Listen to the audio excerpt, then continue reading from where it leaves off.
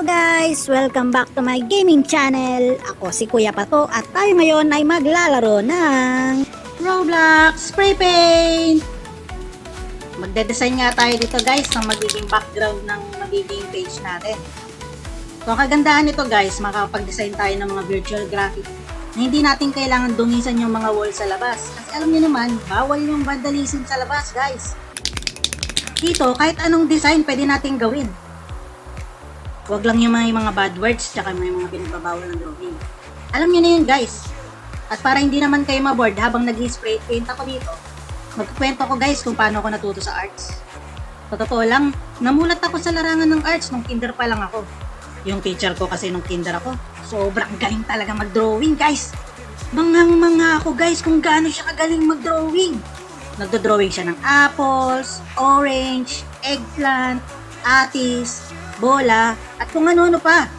Naalala ko pa nga nag-drawing siya ng lion.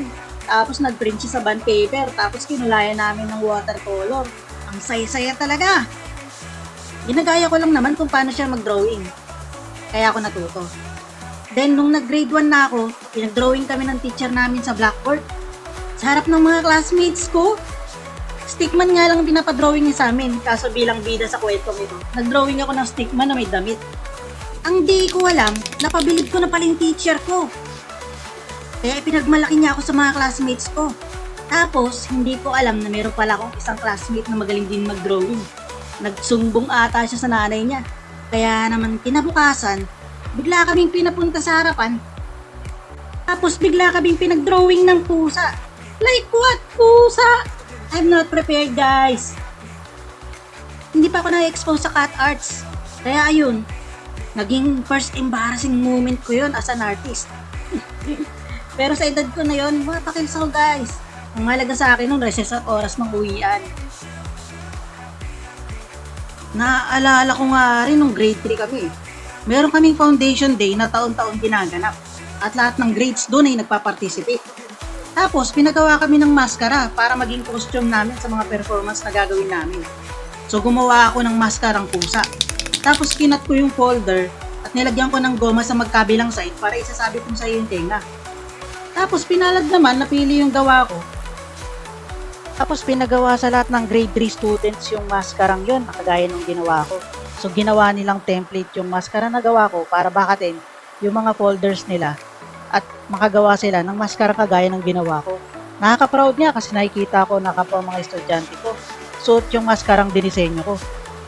Nung nag-high school naman ako, doon ako nahilig sa pagsali sa mga contest like poster making contest, mural painting, at sa mga slogan making contest.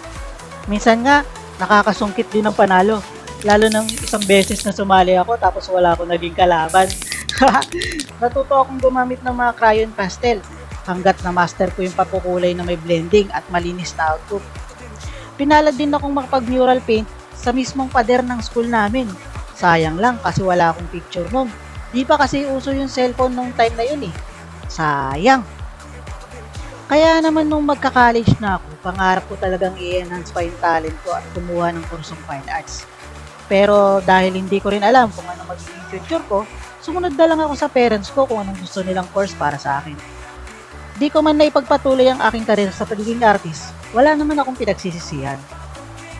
Yung mga kapitbahay nga namin nakakilala ko, nagpapadrawing sa akin ng assignments. Pinapadala sa bahay namin yung mga assignments nila na ipapadrawing sa akin. Binabayaran lang din nila ako ng merienda gaya ng tinapay at soft drinks. Bilang isa sa mga artistic sa grupo ng klase namin, mga estudyante pa kami, hindi ako nagpapatalo sa pagpapaganda ng mga handcrafts projects namin na binibili namin sa mga teachers. Sinasabi nila na galing daw sa mga preso yung mga projects namin. Yung mga kahoy-kahoy na bubuin, tapos i-varnish. Minsan nga, sa akin pa nagpapagawa yung ibang classmates. Ako naman itong si matulungin, tutulong at tutulong ako. Pero syempre, merong bayad. Merienda o kaya libre ng mga pagkain sa labas. Kung makikita nyo nga guys, halos malapit na tayong matapos dito sa ginagawa nating painting. So, ang ginagawa natin dito ay wordings na Kuya Pato. Tapos lalagyan ko ng maliit na dimming dun sa may bandang baba. Kung mapapansin nyo rin, nilagyan ko siya ng triangle na black sa likod para mas lalong mag-pack yung mga letters na ginagawa natin. Kumbaga, pag unang tingin mo sa kanya, visible na visible kasi contrast yung kulay ng letra sa dark color ng background. Tapos, bawat letra, nilalagyan ko siya ng white na linings paikot, tapos black para talaga litaw na litaw yung kulay ng mga letrang ginagawa natin. Ito naman, tinatyaga ko namang gawin yung letter T. So, kapag mga straight lines, napakadali lang yung gawin. So, medyo naging mahirap dito sa ginagawa ko. Yung mga may curve, kagaya ng letter U, tapos itong letter O. So, medyo mahirap siya. Tapos mamaya, pagkatapos nating mabuo itong mga wordings na nilalagay natin, lalagyan ko pa siya ng konting design. Siguro, lalagyan ko siya ng rocket sa likod para parang cool, diba? Kapag may rocket siya. Parang astig na astig.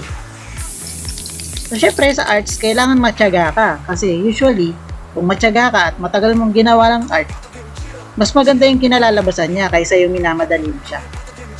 So, dito sa video na to, maka-fast forward lang to, pero talagang chinaga ko talaga yung pag-drawing at pag-spray dito, guys. Syempre, gusto ko quality yung papakita ko sa inyo. Ayan, sinisipat-sipat ko pa sa malayo.